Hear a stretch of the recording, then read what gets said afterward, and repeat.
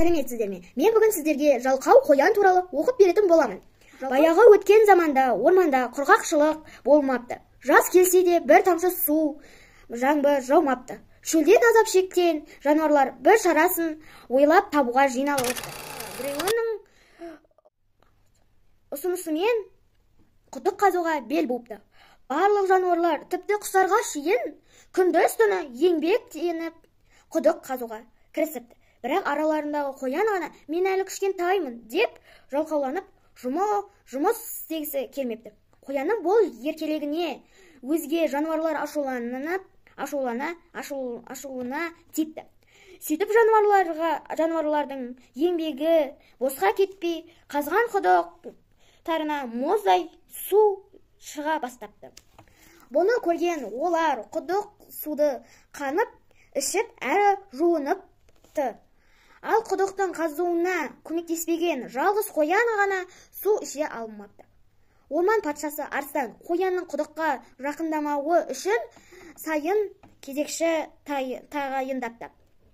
Қоян істеген ісіне іштей өкінсе де, бұл өкінішінен ешқандай пайда болмапты. Бір күн түнде кезекшілік кезегі пілге келіпті. Пілмен дос болған қоян ешкімге білдіртпей су берер деп оймен қасына барыпты. Сөйтсе піл ұйықтап жатыр екен. Қанша оятса да ұйқысынан тұрмапты. Болмаған соң құлағына барып айқайлапты. Ұйқысына шошып оянған піл құдықтың ішіне үйіліп тұрған үйіндегі соқтысып үйіндегі құдықтың ішіне құлатып алыпты. Осылайша құдық біліп беттеліп қалыпты.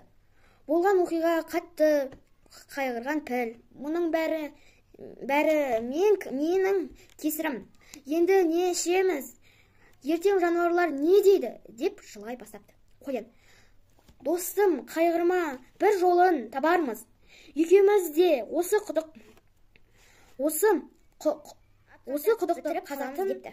Сонда піл: сен кішкентай әрі әлсізсің ғой, десе қоян: енді көр де тұршы менің қалай жұмыс істейтінімді, депті. Шынында да қоян білегін сыбанып іске кірісіп, таң атқанша пілмен бірге құдықты қазып тастапты. Ертеңінде піл барлық жануарларға қоянның еңбегін айтып мақтапты. Барлығы шабалақ ұрып құдықтан су ішкенімен қоймай, өзге жануарлармен қайта татуласқанында қуаныпты. Өзінің орманның бір мүшесіндей бақытты сезініп, олар болса балалар: еңбектің наны тәтті, жалқаудың жаны тәтті деп ата-бабаларымыз керек.